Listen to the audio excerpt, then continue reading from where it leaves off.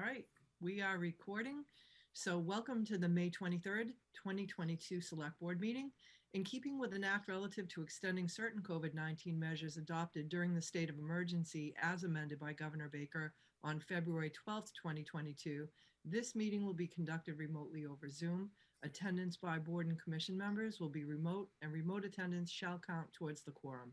This meeting is broadcast live and recorded on Easton Community Access Television, otherwise known as ECAT. That's Comcast 98 and Verizon 23, and on ECAT's website at www.eastoncat.org. This meeting is closed caption for the hearing impaired. If you're watching on your device, you'll see a CC button on the toolbar at the bottom of your screen. If you're watching from an electronic device, please pose your question on the Q&A feature of the Zoom portal, and please remember to include your name and street address for our minutes. I'd also like to remind people that if you do have a question that comes up during the meeting and you want to ask the select board, please email the whole board at selectboard@easton.ma.us. And at this time, I'd like to ask each select board member to state their name to ensure we have a quorum. Craig Barger. Mark Lamb. Amy Slate. Jennifer Stacy. And I'm Dottie Fulgenetti. All right, we will get started with some one-day liquor licenses. The first one is Frank Menino, Easton Historical Society, the Morse Car Reception. Frank has applied for a one-day beer and wine license for the Morse Car Reception to be held at the Easton Historical Society Museum, 80 Mechanic Street in Easton on June 9th, 2022, from 6 p.m. to 9 p.m. An Easton police detail is not required for this event. Frank, great to see you. Very nice to see everybody. Thank you. So tell us about the event. Well, we've been closed for a long time, as most people are aware. We're planning a major reopening in the middle of June 11th and 12th to the public. And as some of you know, we received a year and a half ago during the pandemic the gift of an 1899 Morse car.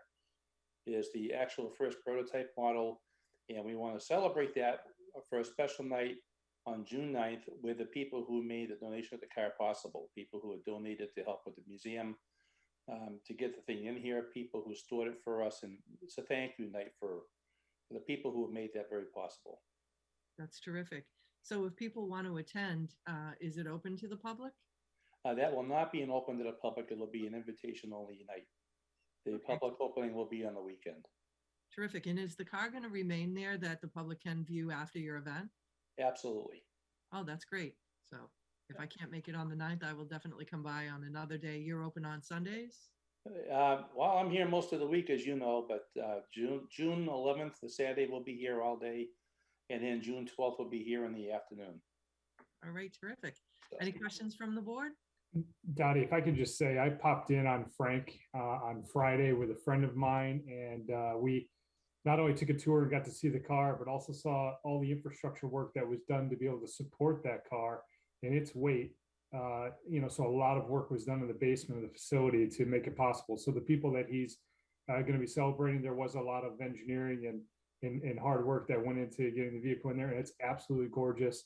What an amazing addition to the Historical Society and the town. So I'm super excited for Frank and the team. And he's got a wonderful intern. Frank, remind me of your intern's name that gave such a great presentation Friday as well. Ariel Nathanson from Sharon has been interning here. She's a Rutgers master's candidate in archiving. So it's been a wonderful thing to have her here working with us.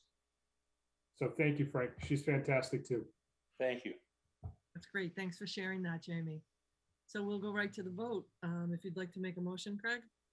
Move that we approve the one-day beer and wine reception, Morse car reception for the Easton Historical Society, 80 Mechanic Street, Easton, Mass, June 9th, 2022, from 6 p.m. to 9 p.m. And Second, Lamb. So that's Barger and Lamb. Barger, yes. Lamb, yes. Evans, yes. Stacy, yes. And Fulgenetti, yes. Thank you, Frank, for being here, and good luck with your event. Thank you. And thank you all very much for your support. It's much appreciated. You're welcome, Frank. Okay. Good night, Frank. Good night. Okay, the next one is for Lisa DeVoe, the Easton Chamber of Commerce. Lisa has applied for a one-day beer and wine license for the Easton Chamber of Commerce Wine Tasting and Art Show fundraiser at Oaks Ames Hall, 3 Barrows Street on September 22nd, 2022, from 5 p.m. to 11 p.m. An Easton police detail is not required for this event. So, Lisa, we see you're trying to log on. We can see your picture, but not your face, and you're on mute. There you are. There I go. Hi, guys. Actually, and Frank Altieri was also wanted to attend. I think he's on here. Sure. Can we move Frank in? Thank you. So this is your first time in front of the select board, right? This is it. This is the first time. Hello, everyone. Thanks for being here tonight, and it's really nice to see you. And congratulations on your new position with the Chamber of Commerce. Thank you. I appreciate that.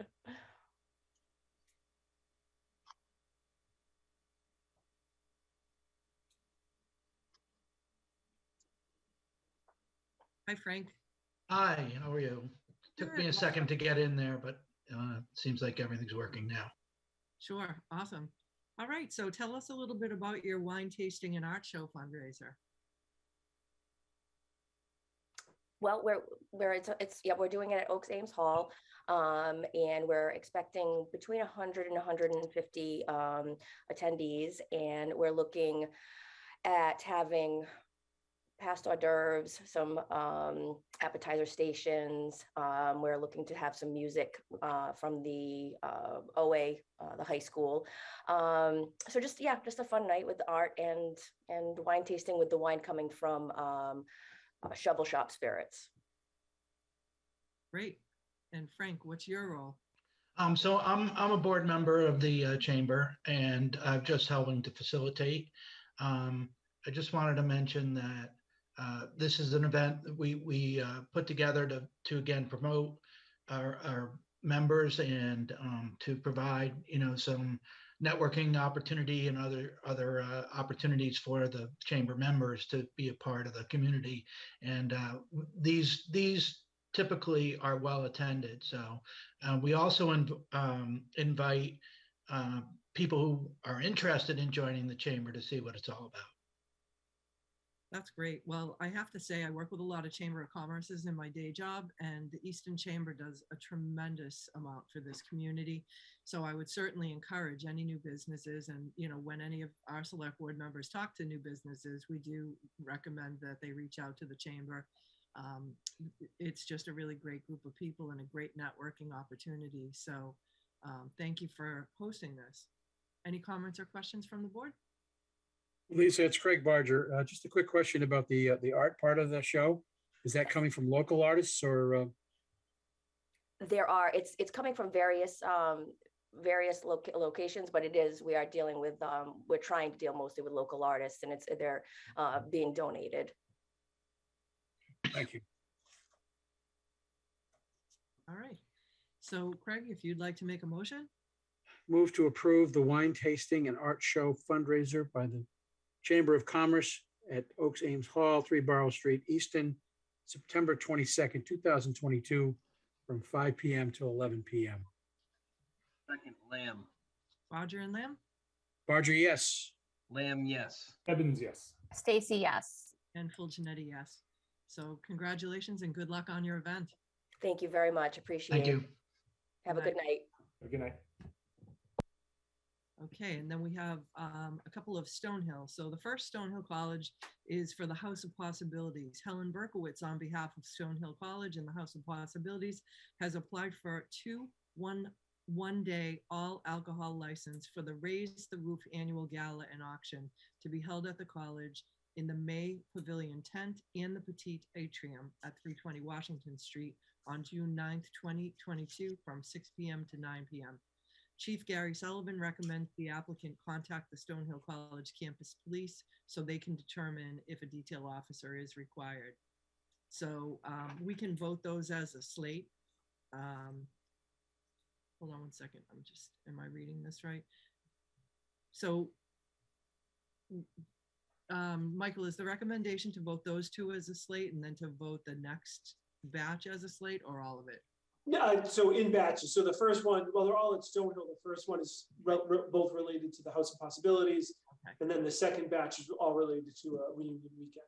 All right, so I'll take a motion to approve the slate for the House of Possibilities Raise the Roof Annual Gala. Before I do that, I just want to say that for people, the House of Possibilities is a respite organization for people with disabilities and caring. They have an adult day program, and they also care for children on the weekends and lots of activities. It's a wonderful, wonderful place if you haven't seen it. If you do want to go to this gala and support this amazing group, their tickets are available online. Just go to their website at House of Possibilities, and I'm sure they'd appreciate your support. They're doing amazing work there. So that's my little pitch for them. So if you want to make your motion, Craig. So I move that we approve the 2 one-day liquor licenses for the House of Possibilities Raise the Roof Annual Gala and Auction at Stonehill College, June 9th, 2022. 6 for the pavilion tent from 6 to 9:30 and the petite atrium from 6 to 9:30 p.m. Second, Lamb. So that's Bodger and Lamb. Barger, yes. Lamb, Slate. 7 Slate. Stacy Slate. Full Genetti Slate. Back to you, Craig. Barger, Slate. All right, terrific. So so that was the first one, and the second one is for Stonehill College's reunion weekend, also at 320 Washington Street. The Meehan School of Business is June 3rd, 2022, 7 p.m. to 11:59 p.m. One day all alcohol license. Alumni Hall, June 3rd, 2022, 8 p.m. to 11:59 p.m. A one-day all alcohol license. Main Quad, June 4th, 2022, 12 p.m. to 4 p.m., a one-day beer and wine license. The May Pavilion, June 18th, 2022, 12 p.m. to 11 p.m., a one-day all alcohol license. The Main Quad, June 18th, 2022, 12 p.m. to 4 p.m., a one-day beer and wine license. The Sports Complex on June 18th, 2022, 7 p.m. to 9 p.m., a one-day all alcohol license. And the Shields Science Center, June 18th, 2022, 7 p.m. to 9 p.m., a one-day beer and wine license. Hold on one second. And Chief Gary Sullivan recommends again that the applicant contact Stonehill College Campus Police so they can determine if a detail officer is required, and we can vote these also as a slate. So, Craig, if you'd like to make the motion. So I move to offer a slate of reunion weekend, Stonehill College, 320 Washington Street, Easton, Mass. June 3rd, June 3rd, June 4th, June 18th, June 18th, June 18th, and June 18th. Second, Lamb. Bodger and Lamb. Barger, Slate. Lamb, Slate. 7 Slate. Stacy Slate. And Full Genetti Slate. Thank you. So next, item 3, we have a road closure request for Oliver Ames High School's graduation ceremony. So Principal Kavanaugh is joining us now. Yeah, terrific.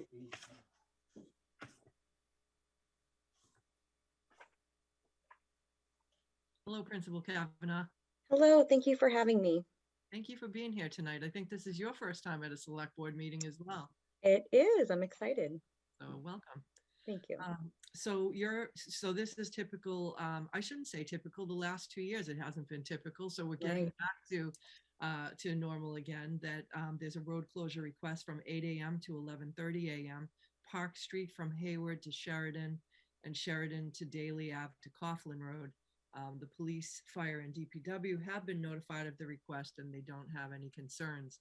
So tell us a little bit more about what's in store for graduation this year. Yes, so we're returning to Frothingham Park after 2 years of doing socially distanced graduation over at Oliver Ames. Seems like the community is really excited to return to the park. And so I've had the great opportunity of digging up a lot of the stuff that Mr. Westpaul, my predecessor, who did an amazing job with graduation for 22 years, to go through all of the information that he has. And this obviously is an essential part of our request to have graduation over at Frothingham.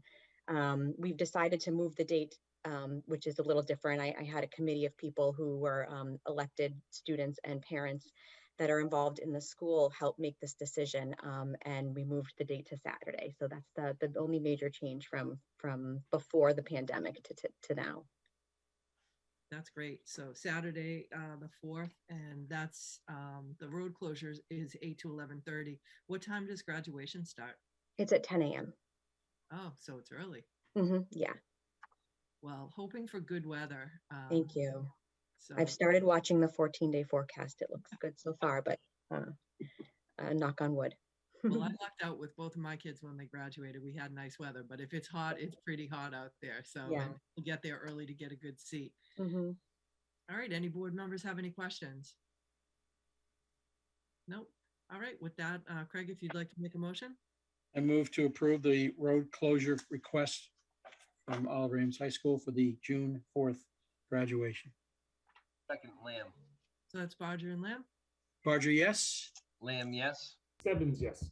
Stacy, yes. And Fulgenetti, yes. So congratulations to all the seniors, the graduating class, and their families that helped them get there. So we hope you have a wonderful day. Thank you very much. I really appreciate it. Have a great night. You too. Thanks. Right. Next, we have the contract award, Ramco State Company Incorporated, pickleball court construction, PCD 2022-5. Michael, I you want? don't see Stephanie, I believe there's a conflicting planning board meeting, but Wayne, I believe, is pinch hitting, so I'm gonna move him in. Okay.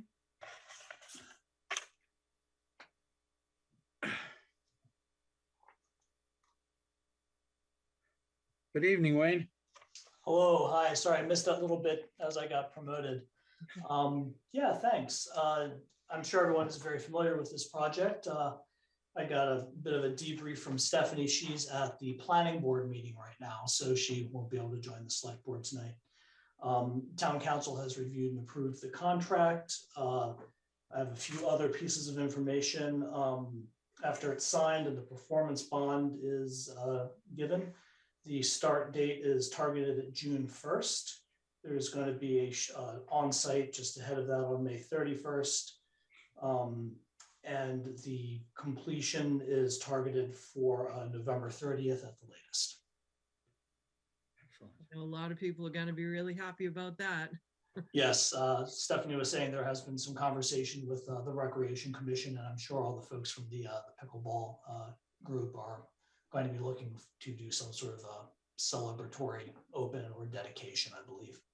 Right. And this is really a great multi-generational sport. So I think when we think of recreation, we look at, our youth recreation, but our older people as they grow, love the pickleball courts, and there's a real great following for that. So it falls in line with our age-friendly plan for having more of those resources. So it's going to be really exciting. I don't know how to play pickleball, but I think I would love to watch someone else play.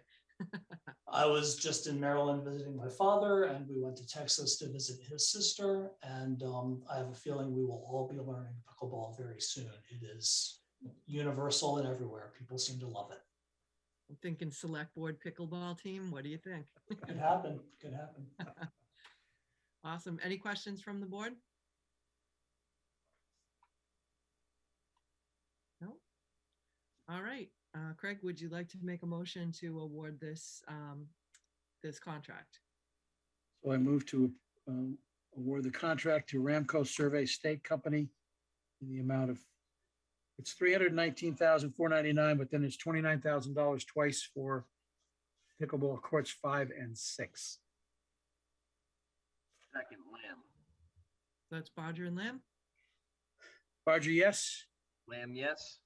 Stebbins, yes. Stacy, yes. And Fulgenetti, yes. Well, thanks for being here, Wayne. We really appreciate it. Nice to see you, Wayne. Take care. He's Oh, it's a gonna hang pleasure. around for the next one too, I think, right? Yep. You get me for a few more minutes. Oh, okay, you weren't getting off that easy.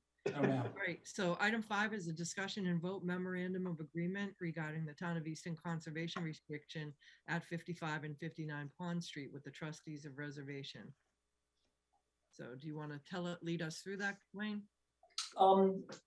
The briefing memo really covers all the salient points.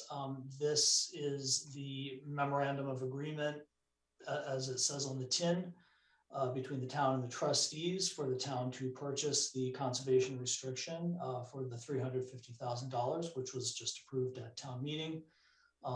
With, I believe the performance period is meant to be by the end of this calendar year.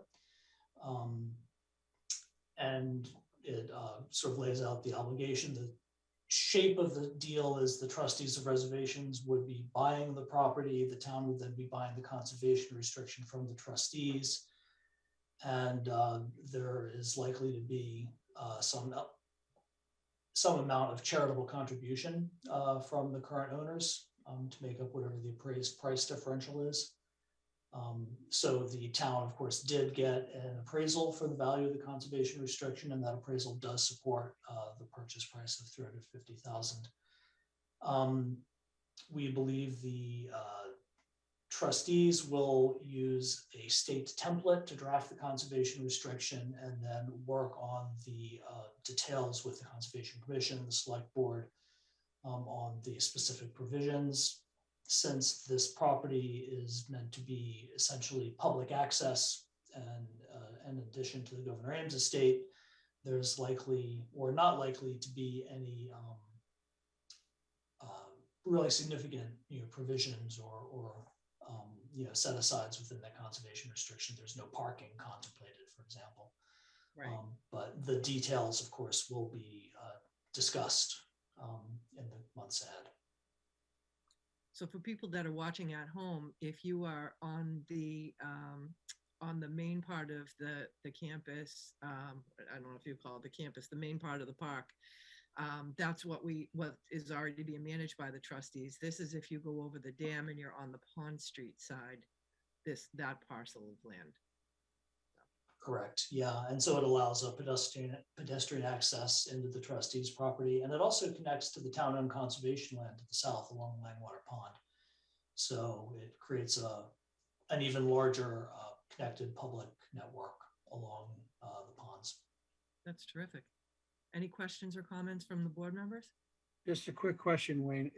The conservation restriction value was $470,000 and a market value of $600,000 with a restricted residual value of 130. Can you just explain the differences there?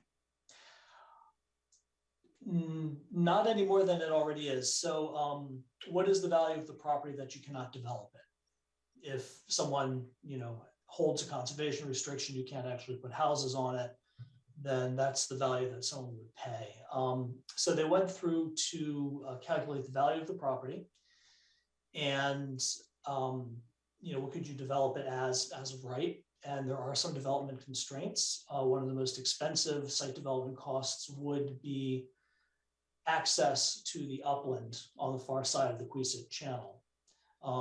Sufficient for construction vehicles and for emergency vehicles. So that would be a fairly expensive undertaking to build a robust driveway that passes muster with the fire department that can support your dump trucks and such to then get into the site to develop it.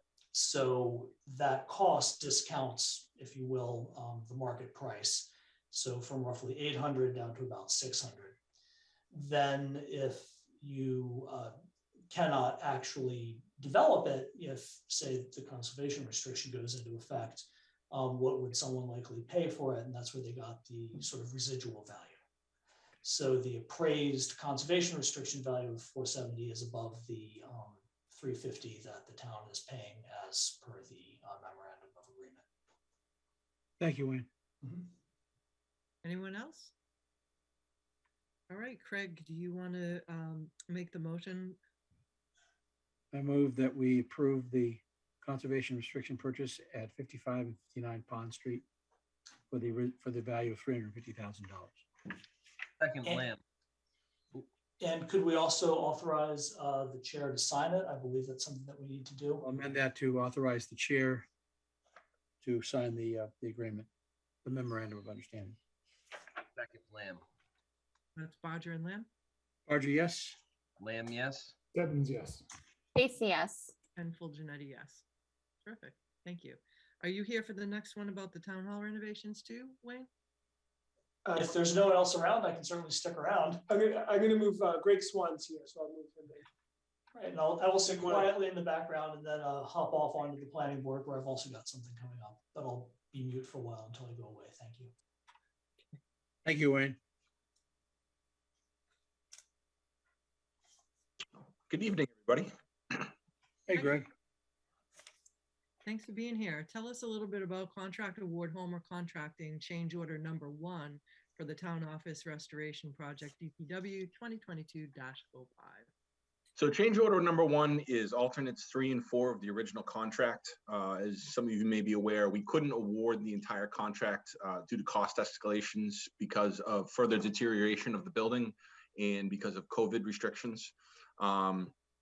Made some of the materials a little more expensive than we had planned on. So we went ahead with the base bid in alternates 1 and 2, which was the south side of the building and the north side of the building for complete restoration. We went back to CPC and requested additional funding to complete the work. We negotiated with Homer right off the bat, said, listen, we're going to try and go back at town meeting in the spring and try to get these additional funds. Will you hold your prices per the original contract? They agreed.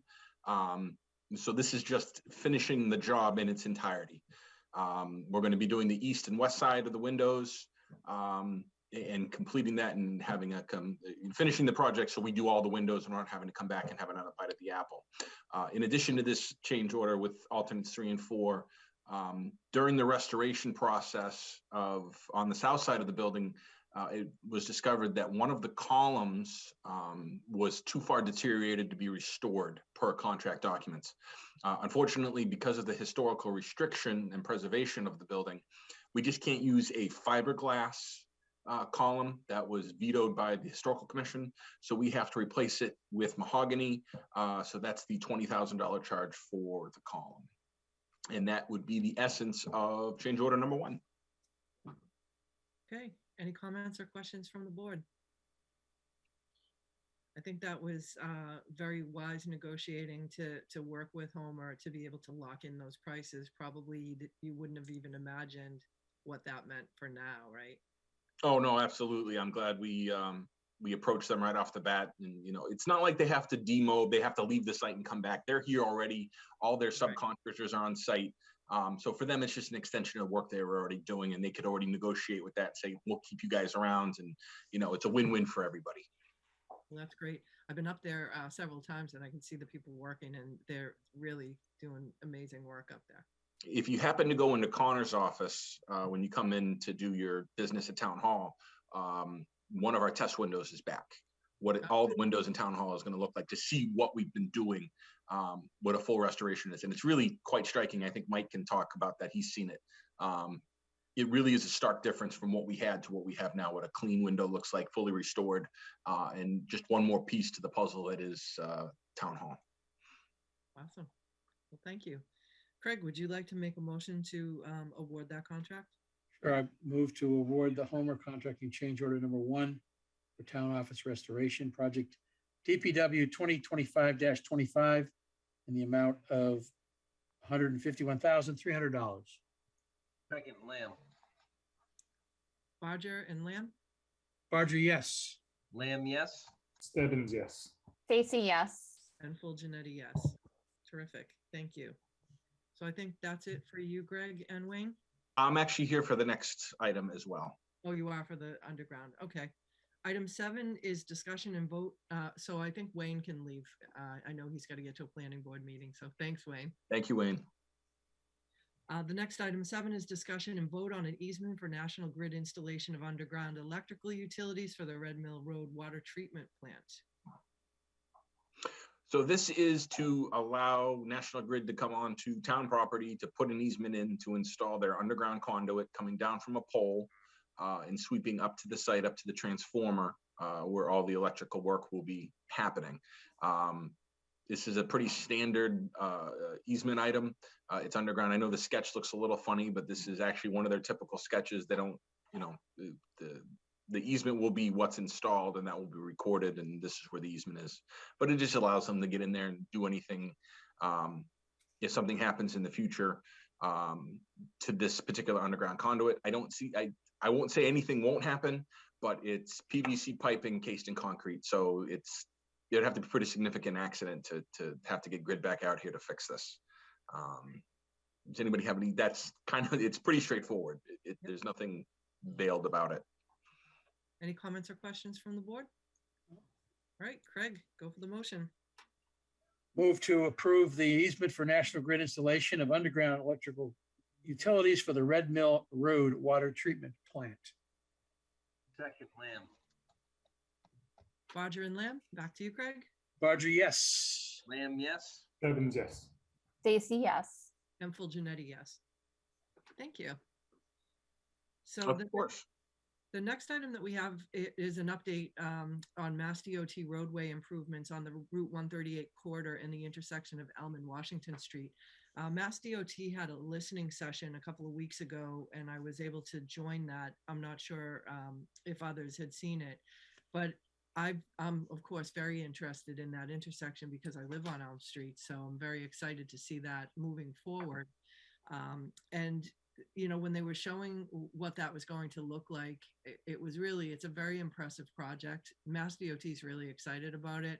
And there was some really great input from the people that were on there. So I just thought it would be great for our board to send a letter of support, going on the record saying that we're supportive and eager to do that. I don't think it's necessary, but I just feel like it's appropriate for us to do that. So I drafted a letter and I emailed it to everyone today. Jamie caught one typo in it that I fixed, but I'll just read it for the people at home. It's addressed to Carrie Lavelle of Mass DOT. Thank you and Mass DOT for hosting the live virtual design public hearing on Thursday, May 12th, 2022 to present the design for the proposed corridor improvements on Washington Street, Route 138, including intersection improvements at Washington Street and Elm Street in Easton, Mass. This was an important opportunity to invite the public to become fully acquainted with the proposed Route 138 corridor and Elm Street intersection improvement project. The select board and the community have been eagerly anticipating this project to begin. This is a dangerous intersection, and aligning the geometry of Washington and Elm Street will be a tremendous safety improvement. Bringing sidewalks down Route 138 align with Easton's Complete Streets program and the master plan. The town is making investments to the Unionville Playground to encourage multi-generational recreation. Having a traffic signal to allow multimodal safe access to the playground is also an important benefit. Langwater Farm is tremendously successful on its own, but also hosts a farmer's market. It looks like the sidewalk on the western side of 138 stops at the cemetery. We ask that you give consideration to extending the sidewalk a little further to the entrance of the farm. We appreciate your thoughtfulness about this important intersection and corridor improvement and fully support the project. So does anybody have any comments or questions on that? It's a good letter. Great letter. And thank you for writing it. Terrific. Thank you, Dottie. Yeah, All right. thank you. So we don't really have to take a vote on this if everybody's input is to do this, but this will be in our packet for signing. I'll email the corrected copy to you, Michael, if you want to print it in the morning, or I can print it from my office and bring a copy in. If you email it to me, I'll print it. That'd be great. Awesome. So we'll Thank you. sign that when we sign all our other weekly or our other meeting things. So, all right. So the next thing we have is acceptance of minutes, April. Dottie. Oh no, wait a minute. Sorry, we jumped over bonding. You know what I did? I turned the page and I missed that Yep. one at the bottom of the previous page. Discussion and vote to approve the issuance and other details of the 18,939,000 general obligation bonds dated June 7th, 2022, and to sign related closing documents. So I believe, Wendy, you are here. Great to see you tonight. So tell us about this. Yes, so we recently sold bonds. We had 5 bidders. This is a large bond issue. So the original par was 18,939,000. It's been reduced down to 17,700,000, and that's because we received a premium to reduce that principal. And typically we wouldn't borrow this much at this time of the year. Usually we do like a ban at the end of the year, just to get any, year-end cash flows that we need for our capital projects. And usually we bond in the fall, but our financial advisors have advised us to borrow, as much as we can, really, whatever we're going to need, at least like in the next year, that to bond it as soon as possible. So instead of issuing a ban at this time, we're doing this bond issue, and it's for, a larger amount than we would typically do. But it also does include, the original amount had like 8.6 million for the Bland James Elementary School. So we're getting that locked in now as well. So the true interest cost on this was 3.827. So rates have gone up. It's anticipated that, basically every time the Fed meets between now and the end of the year, that the plan is to raise rates. So, if we had waited to the fall, this could be, potentially like another basis point higher. I mean, they're estimating that the Fed could increase rates by, as much as like 3% in total by the end of the year. So I think it's a good time that we're doing this now. And we also, got that great principal reduction as well. So if there are any other questions, happy to answer. So I just want to point out for people that are watching this, that this is why our credit rating is so important also, because we do get premiums and better rates when you have a better bond rating. So, all the financial principles that you've helped us put in place over the years, these really make a difference when it comes to this big borrowing, and really smart to do that now, because even a small percentage point or a half a percentage point can equate to millions of dollars of interest. Absolutely. Any comments or questions from anyone on the board? Thank you, Wendy, for all that hard work. And I do think that doing it now is definitely the best course of action, as opposed to waiting to the fall. So thank you. Thank you. Excellent. All right, Craig, do you want to make a motion to approve the issuance and other details of the general obligation bonds, and for us to sign the related closing documents? Oh, I'm sorry. Sorry, go ahead, Wendy. Sorry, there's a specific motion that was in the packet. Yep, that's right. That bond counsel would like you to read. Thank you. I move to adopt the votes prepared by bond counsel in connection with the town's $17,700,000 general obligation bond dated June 7th, 2022, and incorporate the text of the vote of the select board into the minutes of this meeting. Second, Lamb. So that's Bodger and Lamb? Barger, yes. Lamb, yes. Evans, yes. Stacy, yes. And full Janetti, yes. Thanks so much, Wendy. Okay, Thank you, thanks, Wendy. everyone. Thank Thanks, you. Wendy. Okay, now back to the acceptance of minutes of April 27th and May 16th. Has everyone had a chance to review those? Any comments or changes? All right, Greg, you want to make a motion to accept those minutes? I move to accept the minutes of April 27th, 2022 and May 16th, 2022. Second, Lamb. Bodger and Lamb? Barger, yes. Lamb, yes. Evans, yes. Stacy, yes. And full Janetti, yes. Any town administrator notes? Michael? I just had two. I won't steal any board members' thunder about our awesome town meeting, but I did want to thank our Citizens Academy for coming to town meeting. They're actually meeting tonight at Frothingham Hall with Kristen Kennedy, and we're also hearing from Kevin Greiner. So I think they're having a good time. But they came early to town meeting. We kind of talked through the who, what, where, why of town meeting, and then they got to sit on the action and participate. So it was an awesome quorum, and I think that part of that was thanks to the Citizens Academy being there.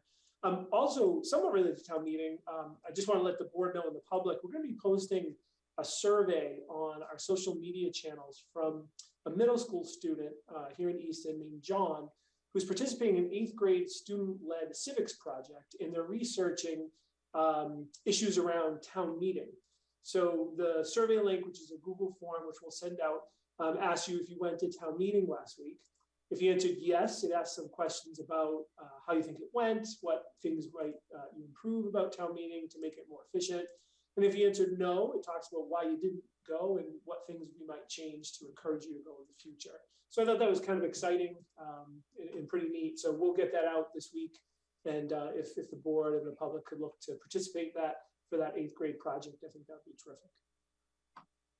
I saw that on social media, and I just think that is incredible, especially from an 8th grader. And so I volunteered that if they had any questions, that we would be happy to answer them. And the town moderator, I'm sure, is, volunteering to do that as well. I think that it's wonderful to have young people start thinking about that, and that really is going to make the big difference in how people become active in their local community, and they usually see it from their parents that do that as well. So I can't wait to see what the results are. So I'd love to have them come and present the results at a select board meeting when that is done. And I will share it on social media as well, and I hope that everyone else will. So good luck. Thank you. Thanks, Michael. Craig, anything from you? Well, I just think that's impressive too, John. I just echo what you say, that for an 8th grader to be involved like that is terrific. And I hope that he gets a decent response from the community, both yes and no's, just to see how people answer the questions. Right. We may have to put them on a board. Mark? No comments tonight. Jamie? Just looking forward to full Memorial Day celebrations coming up a week from today, and just a return to what I think is going to be an amazing day, and fingers crossed weather will be fantastic too. And Dottie, I'll let you plug maybe some more of the specifics, but I'm very excited to be a part of this entire, I think, parade too, correct? Yes. Yep. So the details of that can be found in the town crier, which is the weekly email, and on our social media as well. Excellent. Jen? I have nothing tonight. And I don't either. So it's nice to see everybody, and have a very nice Memorial weekend. And with that, I'll take a motion to adjourn. So moved, Barger. Second, Lamb. Barger and Lamb? Barger, yes. Lamb, yes. Stebbins, yes. Stacy, yes. And full Janetti, yes. Thanks so much. Have a great night, everyone. Have a good night. Night. Stay safe, everybody.